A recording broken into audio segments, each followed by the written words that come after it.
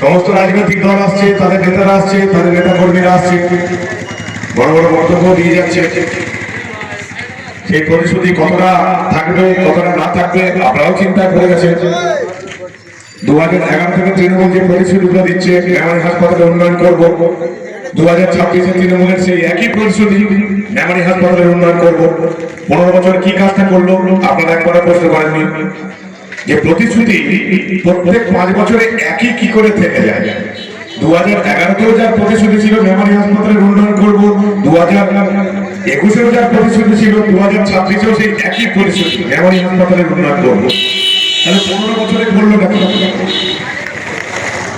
আপনারা নিশ্চয়ই এতক্ষণ বুঝতে পেরে গেছেন যে এই রাজ্যে পরিবর্তন আসতে চলেছে এবং এই রাজ্যে পরিবর্তনটা অত্যন্ত দরকার। এই পরিবর্তনটা মানুষ নিজেকে বাঁচাতে এই পরিবর্তন আনবে, মানুষ নিজের রাজ্য বাঁচাতে এই পরিবর্তন আনবে এবং মানুষ এই দেশকে বাঁচাতেও এই পরিবর্তন আনবে এবং আপনাদেরও সেই পরিবর্তনের শরীক হতে হবে।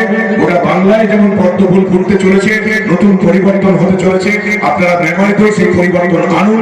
29 এপ্রিল 4 নম্বর বোতাম টিপে পদ্মফুল চিহ্নে আপনাদের ঘরের ছেলে একজন সাধারণ মানুষ মানব গোকে ভোট দিয়ে জয়লাভ করুন, জয় করুন।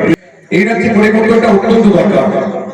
গোটা ভারতবর্ষের কাছে আমরা যারা বাইরে যাই, অন্য রাজ্যের মানুষের কাছে মুখ দেখাতে পারি না, কারণ গোটা দেশের বিভিন্ন রাজ্যে যেখানে যেখানে জালি আধার কার্ড, জালি ভোটার কার্ড, জালি প্যান কার্ড ধরা পড়ে, তার সবকটা তৈরি হয়েছে এই পশ্চিমবঙ্গ থেকে।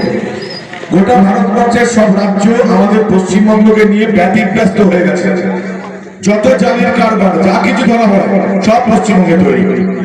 ভারতবর্ষের অন্যান্য রাজ্যের মানুষ এটাই মনে করে যে পশ্চিমবঙ্গ মানেই হচ্ছে জাল চুরি। তার একটাই কারণ, তা হচ্ছে তৃণমূল নেতারা সামান্য টাকার কারণে এই দেশটাকে একেবারে উচ্ছন্নে পাঠিয়ে দিয়েছে। এই রাজ্যের কোনো উন্নতি মমতা তৃণমূলের পক্ষে করা সম্ভব নয়। মমতা তৃণমূলের পক্ষে একটাই কাজ করা সম্ভব, সেটা হচ্ছে 5 বছর এবং ভোটের আগে ওই 500 টাকা ভাতা বাড়ানো। এছাড়া মমতা বন্দ্যোপাধ্যায় সরকারের পক্ষে আর কোনো কিছু করা সম্ভব নয়। যদি আমাদের ছেলে মেয়েদের হাতে কাজ তুলে দিতে হয়, কর্মসংস্থান করতে হয়, কলকারখানা বাড়াতে হয়, ডেভেলপমেন্ট করতে হয়, তাহলে কেন্দ্রের সঙ্গে যেতে হবে। কেন্দ্রের বড় সরকারটার সঙ্গে আমাদেরকে যেতেই হবে, যেখানে আমরা গত 50 বছরে কেন্দ্রের সঙ্গে নেই। 34 বছর সিপিএম এর শাসন, 15 বছর তৃণমূলের শাসন, আমরা 49-50 বছর কেন্দ্রের বাইরে। এরপরেও যদি আমরা কেন্দ্রের সঙ্গে না যাই, তাহলে আমাদের রাজ্যের উন্নয়ন কোনোদিন সম্ভব নয়। আপনারা নিজে বুঝতে পারছেন, আমাকে আর নতুন করে বলার কিছুই নেই।